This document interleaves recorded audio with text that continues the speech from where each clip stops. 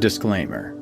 Horror Hill is a horror anthology podcast bringing you scary stories from all corners of the internet and beyond. As such, certain stories include content that some listeners might find offensive. Listener discretion is advised.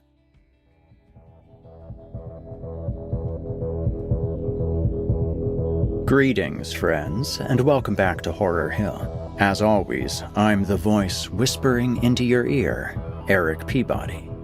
Tonight's episode features a story by one of my favorite regular authors on the show, J.R. Hamantashen. The story is titled 7099 Brecksville Road, Independence, Ohio. Those of you familiar with J.R.'s work know that he's a master of dredging through the psychological sewer of the human mind. But tonight's story is a bit different.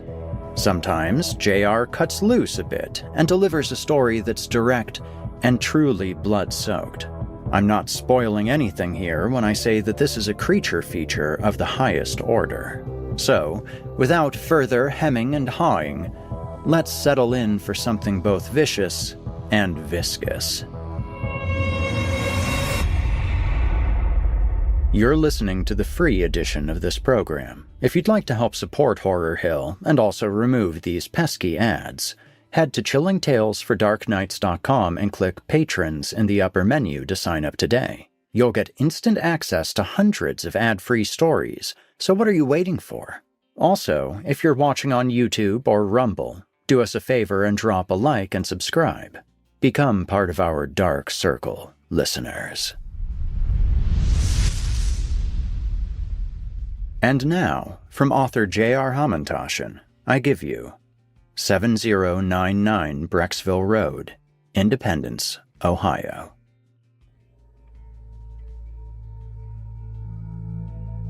There were 3 toilet stalls in the men's room at the Sunoco gas station at 7099 Brecksville Road in Independence, Ohio. One of them was occupied.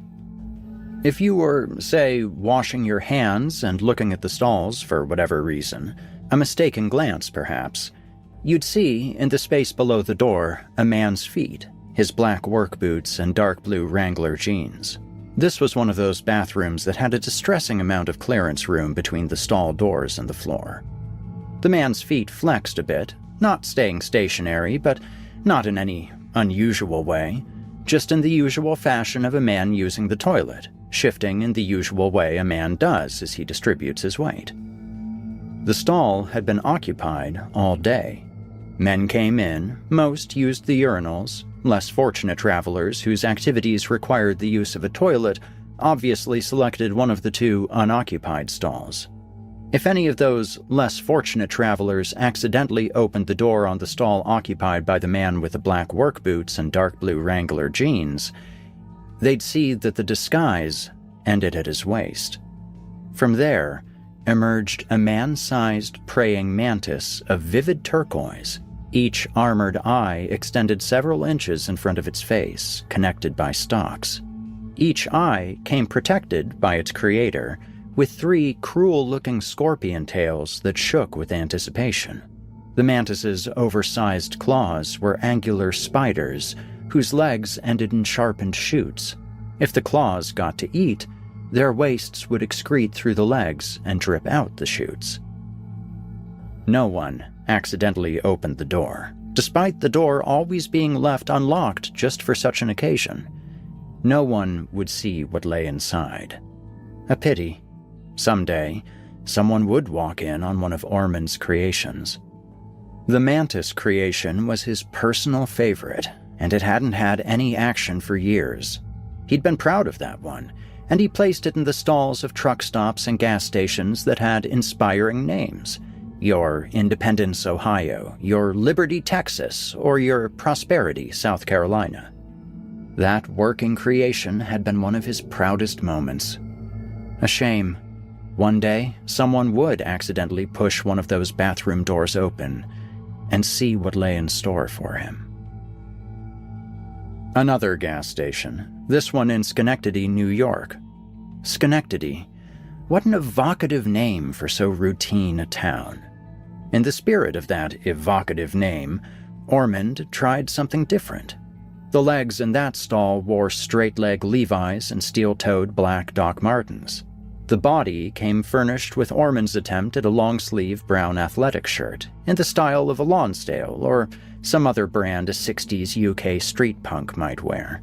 He couldn't get the shirt right, though, and in frustration didn't put much effort into the texture work, telling himself that this subtle, sartorial aberration made the monster more singular and otherworldly. He had a working man's backstory in mind for this one. The face was a classic skull, but with blood-capped stalagmites for teeth and pulsating anemones for eyes. The trick here, or so Ormond thought, was that the eyes would pulse, but they would not shift or follow the movements of its prey, giving the creation a detached, almost disinterested mien which, he hoped, would make it seem somehow scarier. But Ormond ended up not liking the creation, and neither did his superiors. He tried to create works of art to impress his superiors, even though he didn't have that much time left in his tour of duty. He wanted to inspire, come up with new ideas to keep the job interesting. Not like it mattered anyway, he thought ruefully as his creation occupied the stall undisturbed for the entire shift. Ormond would need to talk with the higher-ups about some ways to get some more intake opportunities for his creations to interface with the public. They were a wary group, and he knew he would need to mollify their concerns, let them know he would preserve the integrity of their venture. But they had to infuse some new ideas, otherwise the whole operation would be requisitioned off. It was 8 p.m. on a Wednesday night in mid-October, and Frank meandered around the surprisingly large Sunoco gas station located at 7099 Brecksville Road in Independence, Ohio.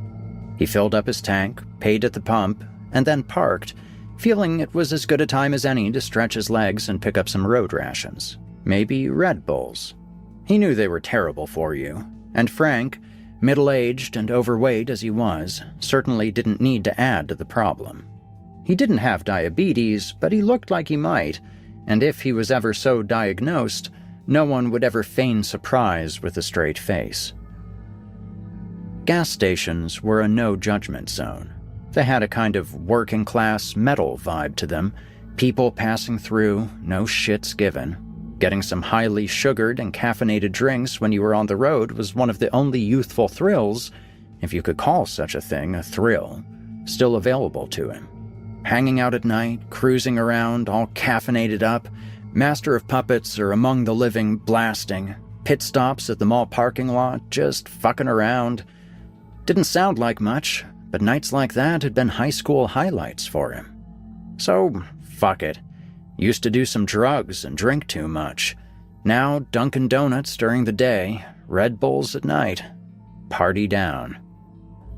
He stalked the aisles, thinking about grabbing some Fritos, and picked up 2 Kind bars, too, knowing they were shit for you, but pretending to believe otherwise.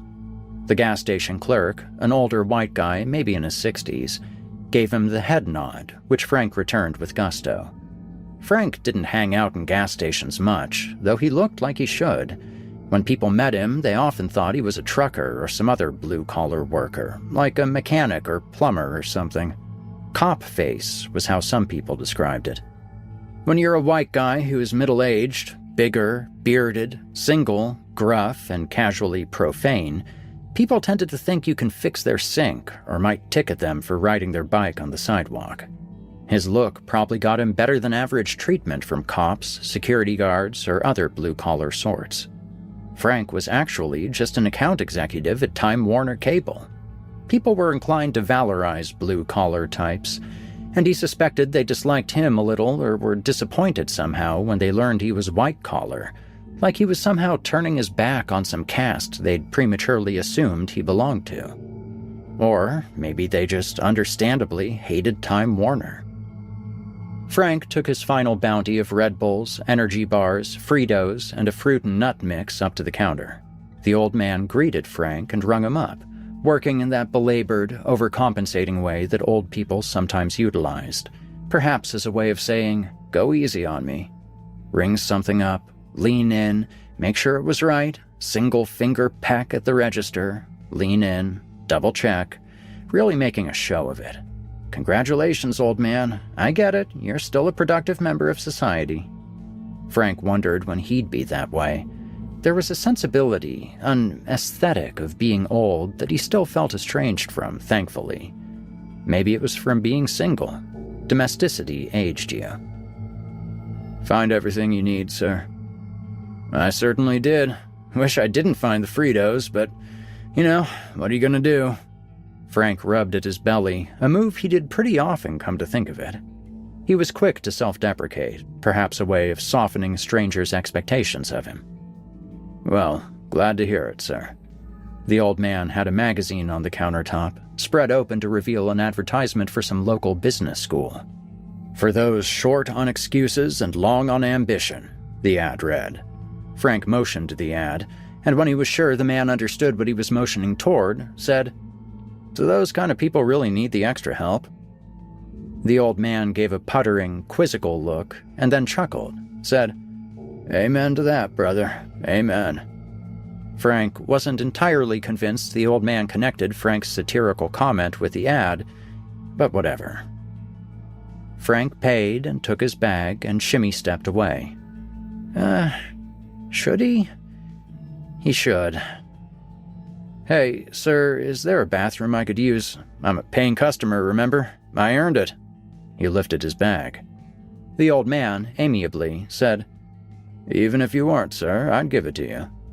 He explained that the men's bathroom was out back in a separate little building, and you had to input a 4-digit code on one of those door lock things. He gave Frank the code. 3787. Frank repeated it, and then covered his mouth, said, "Oh shit, I don't want to give that out to just anyone."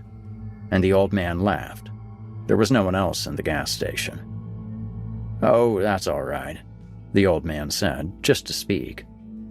Frank thanked the man and made to leave, and then stopped and asked if he could leave his bag there. "Of course," the old man said. "I should have offered that. We do our best to maintain high standards back there, but still, you don't want to be bringing anything you later plan on eating back into the bathroom." He gave the man his bag, thanked him, and added, "Maybe I should bring those Fritos back there then." And when he felt the man didn't understand, added, "Keep me from eating them." And the man did his old man laugh of questionable understanding and saluted Frank as he left. Frank turned the slight corner upon opening the bathroom and was glad it was bigger than he would have guessed. It smelled overwhelmingly of ammonia and cleaning product, the sanitary equivalent of spraying on excess cologne when you don't shower, most likely. But hey, better than the alternative. The bathroom was empty, another plus. 2 urinals ran across the right wall. He went over to one of the 2 urinals and allowed it to serve its function. Urinal apotheosis, keeping his stream on the urinal cake. 100% accuracy, he thought. Despite that broad "we" the old man had used, Frank didn't think that the old man was personally coming back here and pitching in to clean up. But the old man wouldn't need to worry about Deadshot Frank. Frank made that urinal cake bleed blue. He walked over to one of the 2 sinks, which were tucked into the left corner, perpendicular from the urinals. Behind the sinks were 3 toilet stalls. He washed his hands, something he rarely did after just peeing. If you have to decontaminate your hands after touching your dick for a couple seconds, then you got major problems, he remembered someone said to him a long time ago. But, gas station. He checked himself out in the circular mirror above the sink. He didn't look good. He looked like a fat, bearded, middle-aged man, which he was. At least he had always been fat, so it didn't hang on him unnaturally, like some of those people whose bodies are clearly processing what to do with the excess weight. Frank's fat was evenly distributed, absorbed into the makeup of who he was, if that made any sense. He didn't have any wrinkles, really. A result of easy living and easy pleasures, he thought, looking forward to some Red Bull and cranked up Number of the Beast. He groaned, mentally. He didn't want to. It was a fucking gas station. But better here than some other gas station, or holding it. Better to clean out the system. Those Red Bulls and Fritos were going to play havoc on his guts anyway. No one here, too. Good.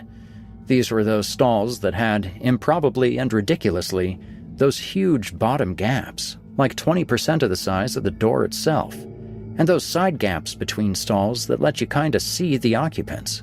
Like, yep, there's a big fat guy sitting on the toilet. Yep, there's a big fat guy getting up to wipe himself. Yep, there's a big fat guy flushing.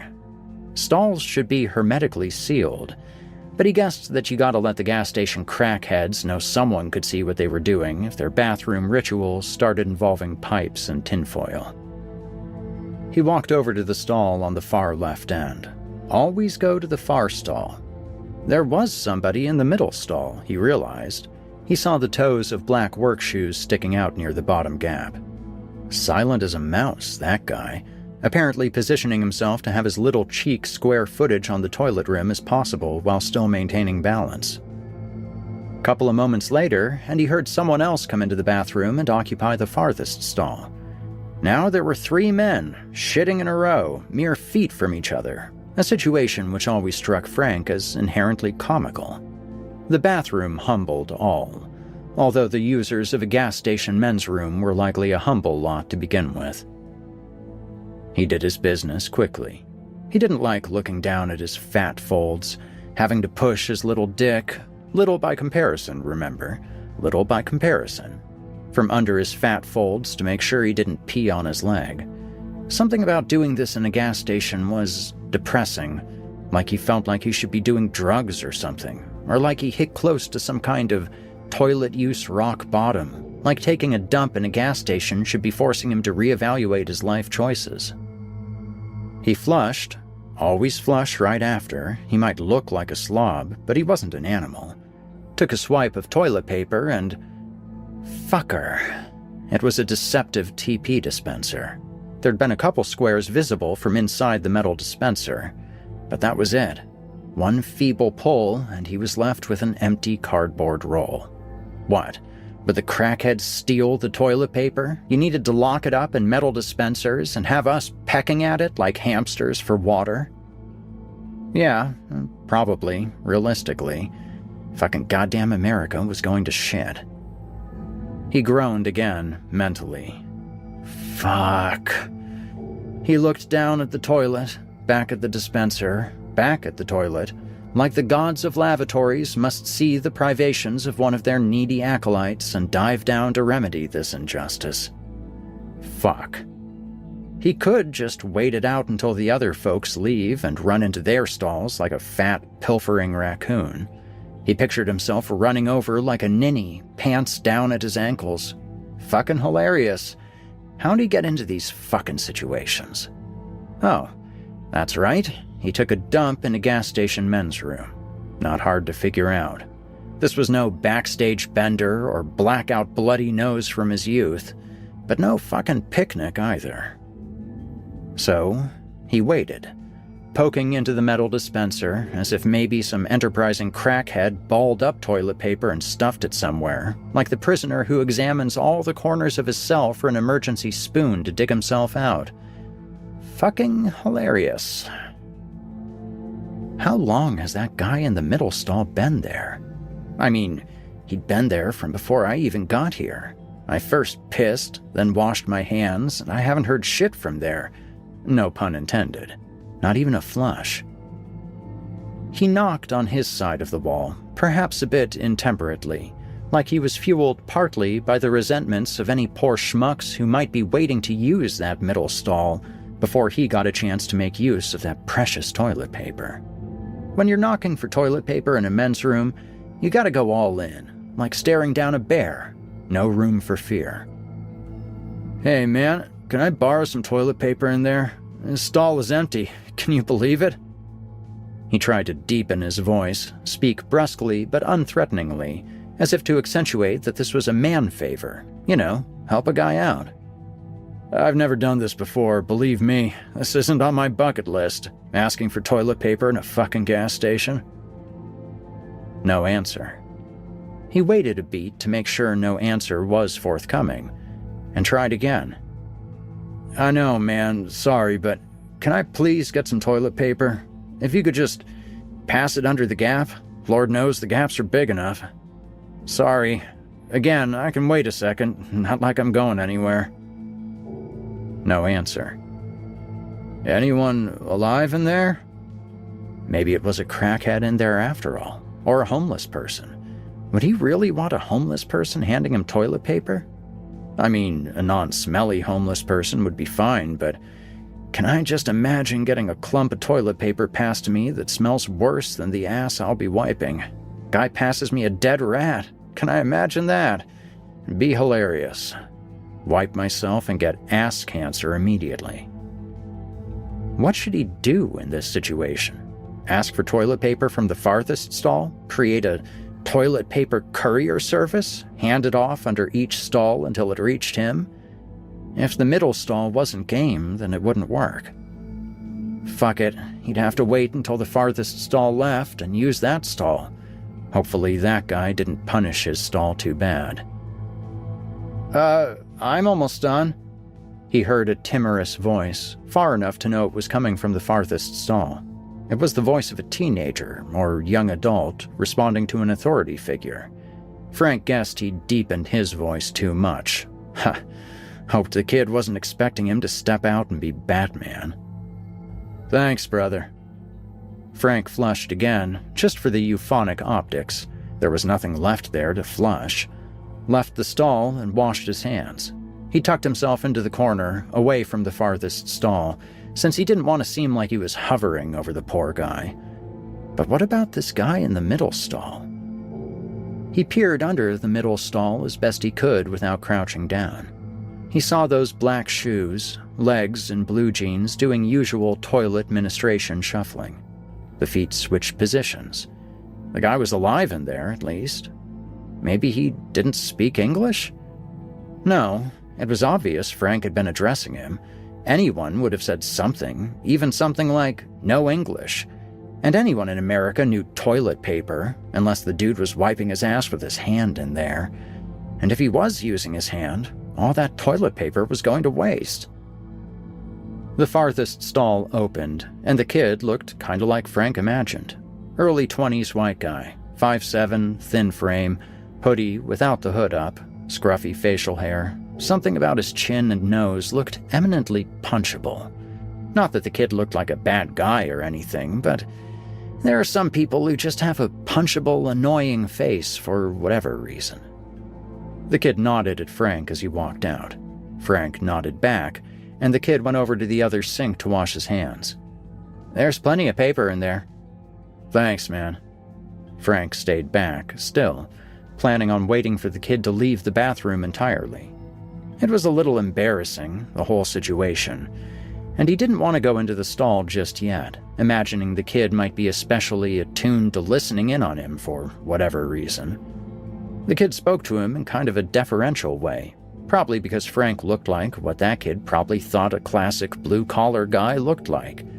That kind of deference happened quite a bit more than you might guess. I think this guy might be sick or something in there. Frank pointed at the middle stall. Hey, sir, are you okay in there? Do you need help? I mean, not bathroom help, I mean... Frank laughed gutturally. But like, physical help? Like, do you need a hospital or do you need us to call someone for you? The kid stepped in, eager to supplement Frank. Frank looked at the kid, gave the kid an incredulous look about the stall occupant. Can you believe this guy in here? Look. I think we should tell the gas station owner, I guess. I'll do that. I gotta get gas anyway. You can go do what you need to. I got it, man. The kid gave him a light-hearted but reassuring look. Kid wasn't so bad after all. Seemed like a cool guy, actually. Thanks, man. If this gas station had a bar attached, I'd be buying you a drink for sure. Frank thought of his musky turd gristle building up inside him, already causing him to itch back there. Frank closed the stall and started to do what he came to do. Rim of the bowl was clean. The kid had probably swabbed it with toilet paper to make sure there was nothing wet on it. Good kid, that kid. Frank wondered how long he'd spent in the bathroom, if the clerk would say anything about him being gone for so long, and the car trip he still had in store after this little fiasco concluded. Dimly beneath those thoughts was the kid, addressing the middle stall again, and the presence of the kid moving toward the stall, intuited through truncated light and the close-by pitter-patter of feet. Then, a muffled creak of a stall being opened, and nothing cognizable was heard. There was a forward, lunging motion of something jerked forward. Frank, fat, solitary, and slothful, sometimes thought himself not a real person, half a person, a creature who could only survive in a world brought to heel with modern conveniences, ready-to-eat meals, and customer service on command, to the point he sometimes thought he lost whatever instincts were inherent to the human animal. But something stirred, an eruption of spastic fear, bursting through him with the shock of a hand emerging from a grave. Something was happening, something catastrophic, and it was happening right next to him, just behind this feeble wall. There was a cacophony of competing thoughts, whirling so quickly as to be without substance. Stupid is the thought he tried to substantiate. Stupid. Nothing wrong, nothing could be wrong with his pants down. That wasn't allowable, somehow. But he knew he was wrong, because he heard a pitted sound of a body part being invaded. And before he could rationalize that, the sound of rending, of being torn apart, and a heaving of great force, and splatter of a great hot weight of blood and viscera.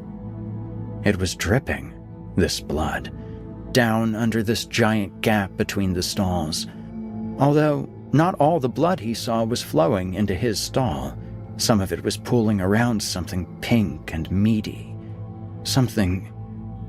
God, he didn't want to see what it was, but it must have been an intestine or liver or something. These organs he knew of but knew nothing about or what they looked like. And he thought crazily about a hernia surgery he'd had. Good God, did doctors have to look at this stuff all the time? How could they do it? And there came an explosion in his mind. But as he stared at the blood and the organs underneath the stall, as the blood and organs refused to disappear like a parlor trick, or he refused to wake up, then the shock went into a kind of overdrive, where it went from overwhelming to unbearable to abstracted. He fell down on his bare knees, pants around his ankles still clutching his clod of foul-smelling toilet paper. His legs engrossed in gore. His body reacted. Move! And he pushed himself forward, floundering onto his stomach, the warmth and musk of slippery viscera impossible. For how could there be so much warmth to the parts of a human body? Maybe this wasn't a human body. Maybe this was a trick. But no, the kid had seemed too earnest. No, this was real. He scrambled up, got between the gap and the door. As big as the gap was, Frank was too big to fit. It was all a fraught blur, but he retained enough of himself to unlock the door and get out of the stall. He was saturated with blood, on his legs and briefs, and he needed to pull his pants up or he'd trip. There was blood in his mouth. Oh, God! And there were patches on his shirt that stuck to him, of a texture more solid than blood, bits of muscles or bone on him. Dear God, he couldn't contemplate. Beneath that was a survival instinct. He was doing everything right. He was getting out. Keep a hold of yourself. There's still the ever-slight chance that this is a prank of some kind. People just don't explode. And he saw himself in the mirror. He was still in shock, and the middle stall was now open. A half of the boy's face, in a grimace of perpetual agony. He recognized the boy's face as if he were an artist who'd spent a lifetime studying his muse. The curvature, the eye, the personality. Yes, the personality. For in this moment of hell, he craved the companionship of the boy, and felt a searing torment at his loss, that agonized death face as bad as the death face of his mother or best friend. The face was cleaved in half on the floor. Sitting on the toilet, the lower half of a man, that asshole man who wouldn't answer, his black shoes and dark jeans. His upper body was that of some iridescent turquoise, man-sized insect with the face of a clown. Beneath the heavy, caked makeup was clearly some kind of bug, a large, triangular, beak-like snout, mandibles. The left half of the face was caked royal blue, the right half magma red. There were some small splotches of red on the blue side, which Frank recognized as blood. Gold, imbricated sparkles vertically bisected the blue and red sides of the face, reflecting back light. Running transverse across the face, as unnaturally cruel as a railroad track across a pristine landscape, appeared barbed metal that lifted at each end like a slight smirk. 2 tendrils of antennae hung wispily from its head, so faint they could only be glimpsed when the thing moved, which it did, twitchily. An unexpected 4-sided hole appeared above the metal barb, exploding Frank's sense of the geometry of the creature, for surely he thought the beak-like snout was where the mouth would be. But he was wrong. The creature lifted its arm. The arm was nothing but a long protrusion that ended in tri-pointed barbs. Then, another arm emerged from its other side. The other hand had, he wasn't sure how many fingers, but more than a human hand, and the fingers were arranged in such a way as to be nothing like a human hand. And no more time to spend examining because the thing was getting up, moving toward him, not with great speed, but it was definitely bounding forward on those simple, unspectacular, frumpy man legs. The boy was a chunky mess across the bathroom stall. Frank was stunned, in a frenzied daze, an ambulant catatonic. He flailed his arms as if reacting to a surprise, huge explosion, and then turned and ran, unthinkingly. He heard something sliding and fumbling roughly on the bathroom floor. Something passed him on the floor. He glanced at it. Flesh, bone, and blood. A segment of arm. No time.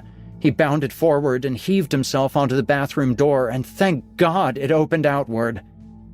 "Damn, man, watch it," complained a dark-skinned man, looking down and then nursing his elbow where the swinging door had struck him. From his angle and proximity to the door, Frank surmised this man had been putting in the code when Frank burst out of the door. "Run!" Frank wheezed, already gassing out of breath. He would never make it to his car. "Run! Frank repeated, to the extent his lungs would allow. Frank ran and looked back, hoping his urgency had been warning enough. He couldn't make out what happened. He saw a collision of forms, the man falling down but the shape continuing on, righting itself after the collision. When Frank looked back, he saw the shoes and legs of the creature, and part of him still wanted to believe he was just being chased by a man, a regular, non-imposing man. But when he glimpsed what rose above the waist, the turquoise, insect shape, the bold colors that bifurcated the face, flattened outside in the dark, but still noticeable if you knew to look for it. The strange reflection of the gold dust and macabre metal zipper scar. Good God. The creature bounded past the fallen man, and then, mid-stride, seemed to course-correct, turn around slightly, and beeline for the stranger. Frank looked forward, pumped his body, heard the screams of the fallen man, and then real or imagined sounds of brutality. Forget it. Keep running. Keep running. He was getting close to his car. Don't look back. Don't look back. He knew if he looked back, he'd see the creature gaining. Despair would overtake him. Hope would deflate out of him painfully, a searing in his gut. He'd be hobbled. Give up. No. Just keep running. He was steps from his car. Hand on keys, he thought. Don't lose it at the last moment. Hand on keys. Have your hand on the keys." He got to his driver's side door. Hand on keys, and hit the unlock button, and the car blinked affirmatively. He had his hand on the door, and he couldn't help but turn around. And the monster was not behind him. It was out of sight. "Don't be stupid. Get in the car. Get in the car." And he got in the car. Key in ignition. Key in ignition.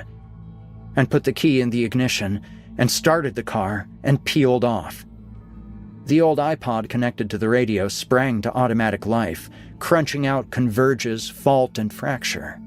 He honked the horn like a maniac, propelled by the abrasive screams of bloody murder and gnarled riffs that blasted out of his radio, blasting out of his brain. The exit was in the direction he had run from.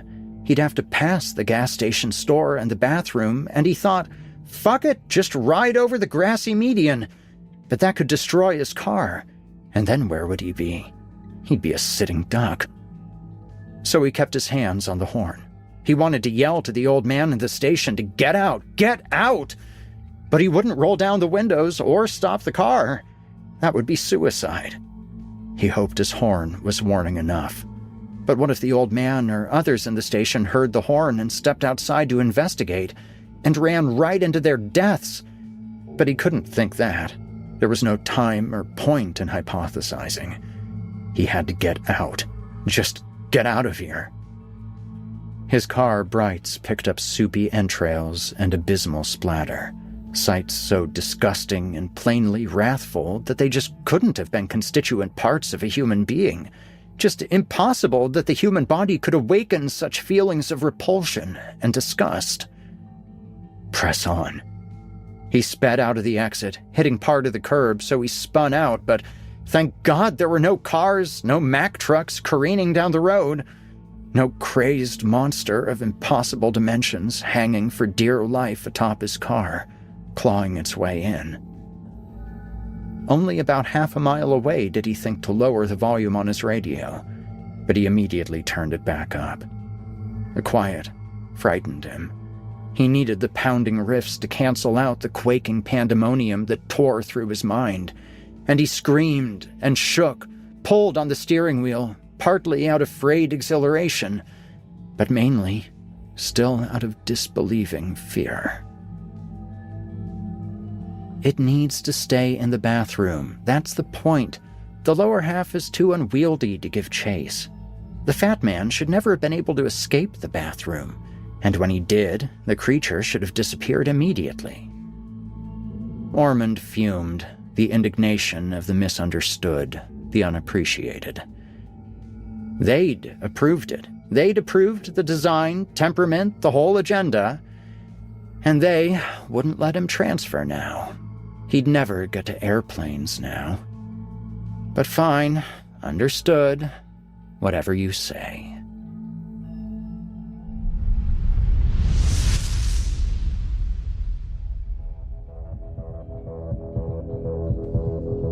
You've been listening to 7099 Brecksville Road, Independence, Ohio, by J.R. Hamantashen.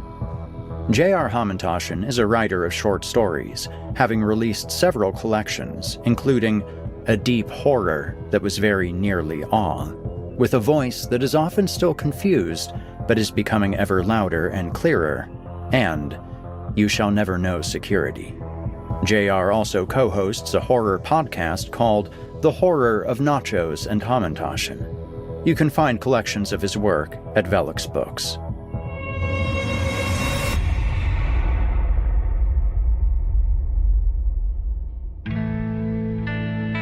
I'm hesitant to say that no one is a fan of using gas station restrooms. I'm sure some of you out there enjoyed this story in a completely different way than the rest of us. But I think it's safe to say that most prefer to avoid that scenario. So now, after this brand new what the fuck hypothetical, does it make it easier or harder to go while on the go? On one hand, now you've got something fresh to worry about besides the usual. But on the other, maybe we've suddenly reset the bar for acceptable bathroom experiences. After all, dealing with a filthy commode and no toilet paper is still a damn sight better than, getting ripped to pieces by an insectoid clown. In any case, I'd like to thank J.R. Hamantashen for tonight's tale, and also all of you fine folks for joining me. Until next week's episode, your homework is to listen to every song and album mentioned in this story. We have Master of Puppets by Metallica, Among the Living by Anthrax, Number of the Beast by Iron Maiden, and Fault and Fracture by Converge. You will be graded on both listening comprehension and enthusiasm. So, until next time, get rockin' and stay spooky. You've been listening to the Horror Hill Podcast, a production of Chilling Entertainment and the creative team at Chilling Tales for Dark Nights. Tonight's episode was hosted, narrated, scored, and finalized by yours truly, Eric Peabody. Additional music by Nikki McSorley. Got a terrifying tale of your own that you'd like performed? Email it to us at submissions@simplyscarypodcast.com to have your work considered for future production. Note that any writing utilizing artificial intelligence is ineligible. If you enjoyed tonight's episode, why not help us spread our dark presence online? You can follow Chilling Tales for Dark Nights on social media, and upvote, subscribe, and hit the bell notification icon if you're listening to this on YouTube. It helps us out a lot and also keeps you up to date on new episodes. If you'd like access to uninterrupted horror, free of ads and these annoying bookend segments, might I recommend signing up to be a patron? You'll get access to hundreds of episodes of this show, as well as everything from the other programs in the Chilling Tales for Dark Nights cabal. That means all of Scary Stories Told in the Dark, Drew Blood's Dark Tales, and more. It's a veritable smorgasbord of horrific delights. Head to chillingtalesfordarknights.com to get started. If you're looking for someone to narrate or handle audio production for your own personal project, I just so happen to know a guy. Email me at ericpeabodyvoice@gmail.com. That's erikpeabodyvoice@gmail.com, and we can talk details. If darkness is what you're after, listener, your search is over. Yet, let it be known, you haven't found the darkness. The darkness has found you.